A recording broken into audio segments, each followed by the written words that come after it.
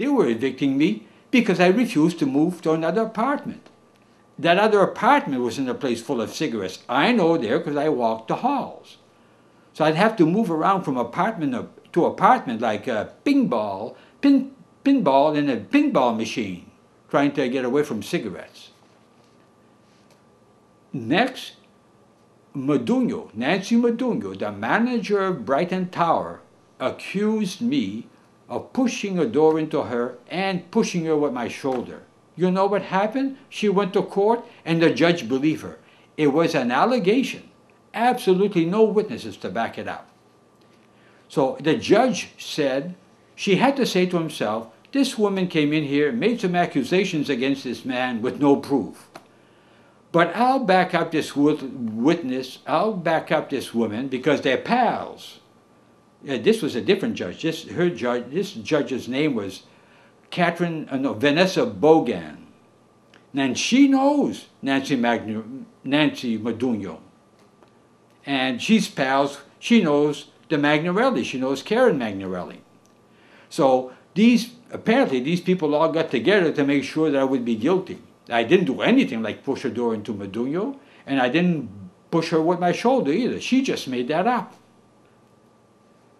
After that, what happened? Oh, I tried to appeal her eviction. That eviction, my appeal went to a judge by the name of William Walsh.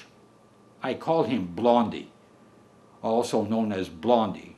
I think he was running for office. All these judges, by the way, are trying to run for office. I think maybe that Vanessa Bogan is trying to buck for the U.S. Supreme Court, maybe be the first black female judge of the Supreme Court, and I'm being her first guinea pig to try to get there because she tries to please the district attorney. The district attorney had his assistant district attorney force me into, ask the judge for a mental competency exam. Now that exam is meant for people in jails that look like they're not quite with it. They look like they can't understand anything that's going on. No one in the courtroom, none of the judges or the lawyers ever treated me as if I'm some sort of a moron. I look like a pretty intelligent man in a courtroom. But what the district attorney does, he orders this, he asks the judge to order this.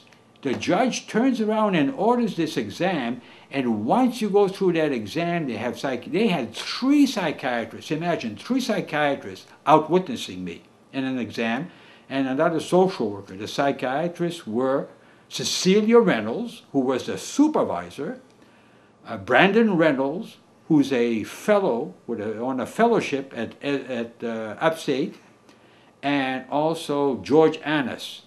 When I got in that exam, I gave them an expert summary on my state of mind made by a psychologist named Robert Strickland. It took him 3 years to make it, I believe 4 years, from 1991 to 2003.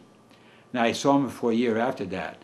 That man diagnosed me with a personality disorder not otherwise specified. In the DSM book, it's 309.0. Now, and what he explained what he meant by that, his narrative for that diagnosis was, 1, I have an acute conscience. And he said, and an acute sense of responsibility.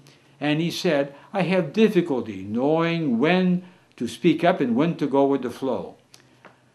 By the way, I also reported patient abuse at the VA many years ago.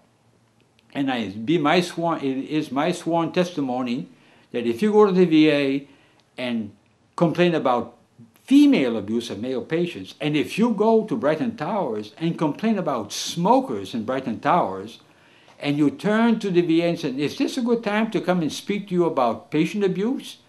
The answer will be never. Never is a good time for me. It's never a good time for you.